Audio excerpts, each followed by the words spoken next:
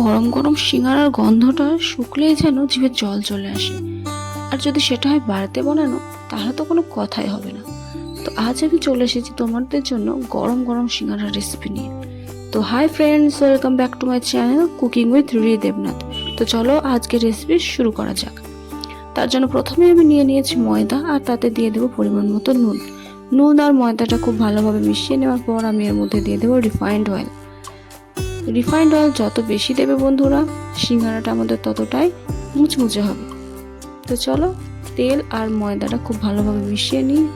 তোমরা দেখতেই পাচ্ছ বন্ধুরা ভিডিওতে যে আমি মুঠো বাঁধলে ময়দাটা একদম দলা পাকিয়ে যাচ্ছে। ঠিক এভাবেই তোমাদের তেল দিতে হবে। তো তেল দিয়ে যখন ময়দাটা মাখানো হয়ে যাবে, তারপর আমরা দিয়ে দেবো জল। খুব বেশি জল একবারে দেবে না বন্ধুরা, অল্প অল্প করে জল দেবে আর ময়দাটা মাখবে। তো তোমরা দেখতে পাচ্ছ আমি ময়দাটা কিভাবে মেখে নিয়েছি। ময়দা মাখার পর আমি এটা রেস্টে রেখে দিলাম আধ ঘন্টা। এরপর কড়াইতে সর্ষের তেল দিয়ে তেলটা গরম হওয়ার পর তার মধ্যে দিয়ে দেবো আমি বাদামগুলো তেলের মধ্যে ভালোভাবে ভেজে তুলে নেব। এরপর ওই কড়াইতে আর একটু তেল দিয়ে দেব।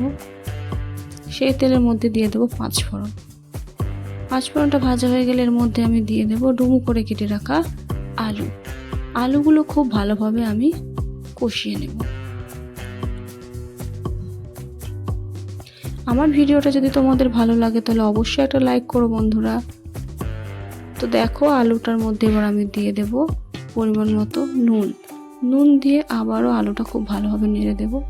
আর দিয়ে দেব উপর থেকে ছড়িয়ে দেব আমি হলুদ, নুন আর আলুগুলো খুব ভালোভাবে মিশিয়ে দেব। আলুটা যখন ভাজা ভাজা হয়ে যাবে তখন এর মধ্যে দিয়ে দেব আদা, জিরে, কাঁচা লঙ্কা বাটা। এখানে আমি গুঁড়ো আদা দিয়েছি বন্ধুরা, তোমরা চাইলে আদা বাটাও দিতে পারো। এবার সমস্ত মশলাগুলো দিয়ে আবার খুব ভালোভাবে নেড়ে নেব। আমার এক তরকারিতে হলুদ একটু কম হয়েছিল, তাই এই সময় আমি আরেকটু হলুদ দিয়ে দিলাম। তো দেখো বন্ধুরা আমার মশলা কষানো হয়ে গেছে আলুর সাথে। এবার আমি এর মধ্যে দিয়ে দেবো জল। খুব বেশি জল দেবে না বন্ধুরা, অল্প পরিমাণে জল দেবে, কারণ বেশি ঝোল হবে না। এর তরকারিটা হবে একদম শুকনো শুকনো। তো দেখো আমাদের আলু সিদ্ধ হয়ে গেছে। দেখো আলুতে এখনো একটু রস আছে, আমরা নেড়ে নেড়ে রসটা শুকিয়ে নেব। এরপর আমি এর মধ্যে দিয়ে দেবো আগে থেকে ভেজে রাখা সেই বাদাম আর আলুগুলো আবার খুব ভালোভাবে নেড়ে নেড়ে জলটা শুকিয়ে নেব। এবার এর মধ্যে দিয়ে দেব আমি 1 চামচ মতো চিনি আর একটা স্পেশাল মশলা।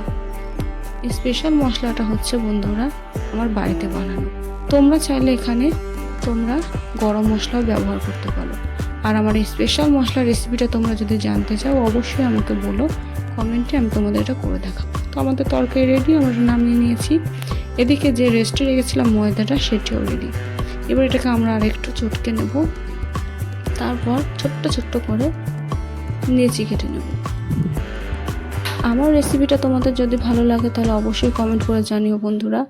আর এরকম রেসিপি আরও দেখার জন্য অবশ্যই আমার চ্যানেলটা সাবস্ক্রাইব করো। তো দেখো আমি সমস্ত লেচি কেটে নিয়েছি। এবার এগুলোকে বেলে নেব। একদম গোল গোল করে বেলবো না বন্ধুরা, আমরা এটা বেলবো লম্বালম্বি করে। তো দেখতেই পাচ্ছ ভিডিওতে আমি কিভাবে বেলছি। যতটা পারবে বন্ধুরা পাতলা করে বেলবে।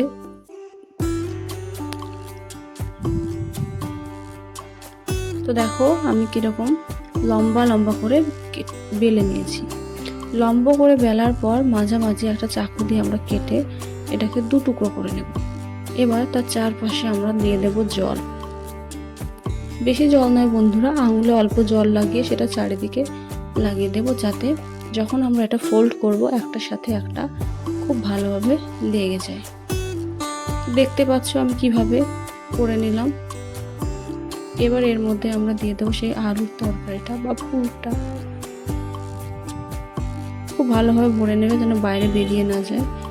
এবার আবারও একটু জল হাত চারিদিকে দিয়ে আমরা আস্তে আস্তে মুখটা মেরে দেব। এমনভাবে মারবে বন্ধুরা যাতে বাইরে দিয়ে তরকারি বেরিয়ে না যায়। তো দেখতেই পাচ্ছ আমাদের সিঙ্গারা বানানো হয়ে গেল। এবার আমরা একটা কড়াইতে তেল গরম করে তার মধ্যে সিঙ্গারাগুলো একে একে ছেড়ে দেব। খুব বেশি হাই ফ্লেমে এগুলো ভাজবে না বন্ধুরা, তাহলে ভিতর থেকে কাঁচা থাকবে আর উপর থেকে পুড়ে যাবে। মিডিয়াম ফ্লেমে তোমরা এটা ভাজবে। তো দেখো বন্ধুরা আমাদের সিঙ্গারাগুলো প্রায় কালার চলে এসেছে, হালকা হালকা ব্রাউন হয়ে এসেছে। তো এবার দেখো আমাদের সিঙ্গারাগুলো খুব ভালোভাবে ভাজা হয়ে গেছে। এবার আমরা এগুলোকে তুলে নেব। একটু ধৈর্য ধরে সময় নিয়ে ধীরে ধীরে ভাজবে বন্ধুরা। তো দেখো রেডি হয়ে গেছে আমাদের সিঙ্গারা। তো ভিডিওটা কেমন লাগলো অবশ্যই কমেন্ট করে জানাও।